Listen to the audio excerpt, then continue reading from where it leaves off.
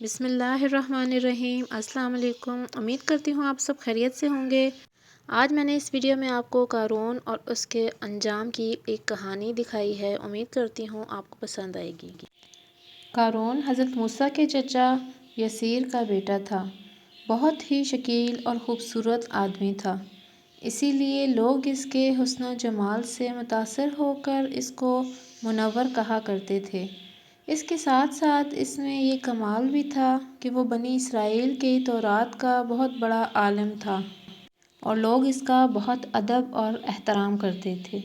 لیکن بے شمار دولت ان کے ہاتھ آتے ہی اس کے حالات میں ایک دم تغیر پیدا ہو گیا اور سامری کی طرح منافق ہو کر حضرت موسیٰ علیہ السلام کا بہت بڑا دشمن ہو گیا اور اعلیٰ درجے کا متکبر اور مغرور ہو گیا۔ جب زکوٰۃ کا حکم نازل ہوا تو اس نے حضرت موسیٰ کے روبرو یہ عہد کیا کہ وہ اپنے تمام مالوں میں سے 1000واں حصہ زکوٰۃ نکالے گا، مگر جب اس نے مالوں کا حساب لگایا تو بہت بڑی زکوٰۃ نکلی۔ یہ دیکھ کر اس پر ایک دم حرص و بخل کا بھوت سوار ہو گیا اور وہ نہ صرف زکوٰۃ کا منکر ہو گیا بلکہ عام طور پر بنی نوح اسرائیل کو بہکانے لگا کہ حضرت موسیٰ اس بہانے تمہارے مال کو لینا چاہتے ہیں۔ یہاں تک کہ حضرت موسیٰ علیہ السلام سے لوگوں کو برگزشتہ کرنے کے لیے اس خبیث نے یہ گندی اور گھناؤنی چال چلی کہ ایک عورت کو بہت زیادہ مال و دولت دے کر آمادہ کر لیا کہ وہ آپ پر بدکاری کا الزام لگائے۔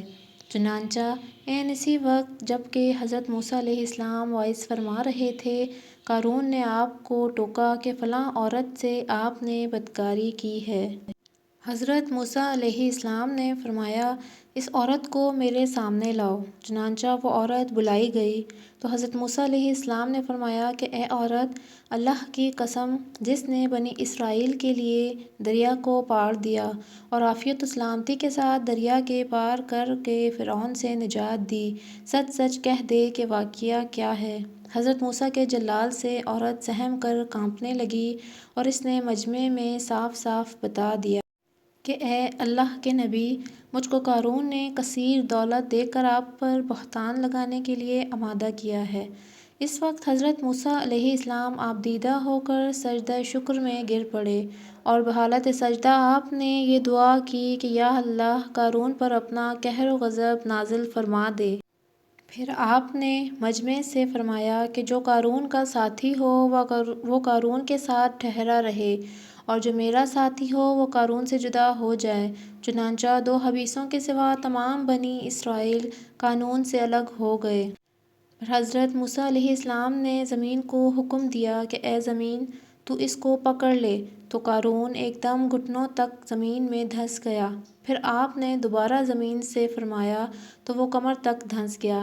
یہ دیکھ کر قارون رونے اور بلبلانے لگا اور قرابت و رشتہ داری کا واسطہ دینے لگا، مگر آپ نے کوئی التفات نہ فرمایا، یہاں تک کہ وہ بالکل زمین میں دھنس گیا۔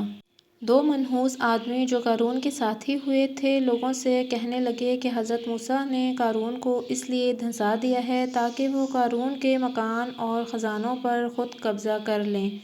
پھر آپ نے اللہ تعالیٰ سے دعا مانگی کہ قارون کا مکان اور خزانہ بھی زمین میں دھنس جائے۔ چنانچہ قارون کا مکان سونے کا تھا، اس کا سارا خزانہ سبھی کچھ زمین میں دھنس گئے۔ قارون کا خزانہ، اس کو قرآن کی زبان میں اس طرح بیان کیا گیا ہے کہ اللہ تعالیٰ کا ارشاد ہے کہ ہم نے قارون کو اتنے خزانے دیے تھے کہ ان خزانوں کی کنجیاں ایک مجبور اور طاقتور جماعت بمشکل اٹھا سکتی ہے۔ قرآن میں ہے ترجمہ: بے شک قارون حضرت موسیٰ علیہ السلام کی قوم میں سے تھا، پھر اس نے ان پر ظلم کیا اور ہم نے اس کو اتنے خزانے دیے جن کی کنجیاں ایک طاقتور جماعت پر بھاری تھیں۔ حضرت موسیٰ علیہ السلام کی نصیحت۔ حضرت موسیٰ علیہ السلام نے قارون کو جو نصیحت دی تھی اسے قرآن میں اس طرح بیان کیا گیا ہے۔ اسی خیرخواہی والی نصیحت کو سن کر قارون حضرت موسیٰ کا دشمن ہو گیا۔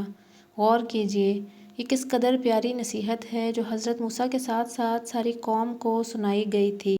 جب قارون کو اس کی قوم نے کہا کہ اترا کر مت چل، بے شک اللہ اترانے والوں کو پسند نہیں فرماتا۔ اور جو مال اللہ نے تجھے دیا ہے اس سے آخرت کا گھر طلب کر اور دنیا میں خود کو نہ بھول اور احسان کر جیسا کہ اللہ نے تجھ پر احسان فرمایا ہے، اور زمین میں فساد مت تلاش کر۔ قارون نے اپنے مال کے گھمنڈ میں اس مخلصانہ نصیحت کو ٹھکرا دیا اور خوب بن سنور کر تکبر غرور سے اتراتا ہوا قوم کے سامنے آیا اور موسیٰ کی بدگوئی اور ایذا رسانی کرنے لگا۔ اس کا نتیجہ یہ ہوا کہ اس کو قرآن کی زبان سے سنیے اور خدا اس پر قاہرانہ گرفت پر خوف الہی سے تھرتھراتے رہے۔ اللہ اکبر۔ قارون زمین میں دھنس گیا۔ ترجمہ: تو ہم نے اس کو اور اس کے گھر کو زمین میں دھنسا دیا تو اس کے پاس کوئی جماعت نہ تھی اللہ کے عذاب سے بچانے میں اس کی مدد کرتی اور وہ کوئی بدلہ نہ لے سکا۔ درس ہدایت: یہ عبرتناک واقعہ ہمیں یہ درس دیتا ہے کہ اگر اللہ تعالیٰ مال و دولت عطا فرمائیں تو اس فرض کو لازم جانیں کہ اپنے اموال کی زکوٰۃ ادا کرتا رہیں اور ہرگز اپنے مال و دولت پر غرور اور گھمنڈ کر کے نہ اترائے، کیونکہ اللہ تعالیٰ ہی دولت دیتا ہے اور جب وہ چاہتا ہے پل بھر میں دولت چھین بھی لیتا ہے۔ ہر وقت اس کا دھیان رکھتے ہوئے تواضع اور انکساری کی عادت رکھیں اور ہرگز کبھی انبیاء و اولیاء صالحین کی ایذا رسانی و بدگمانی نہ کرے کہ ان معقولان بارگاہ الہی کی دعا اور بدعا سے وہ ہو جایا کرتا ہے جس کا لوگ تصور بھی خیال نہیں کر سکتے۔ واللہ اعلم۔ مزید معلومات کے لیے ہمارے چینل کو سبسکرائب کریں اور ویڈیو اچھی لگی ہے تو اسے لائک اور شیئر کریں۔ شکریہ۔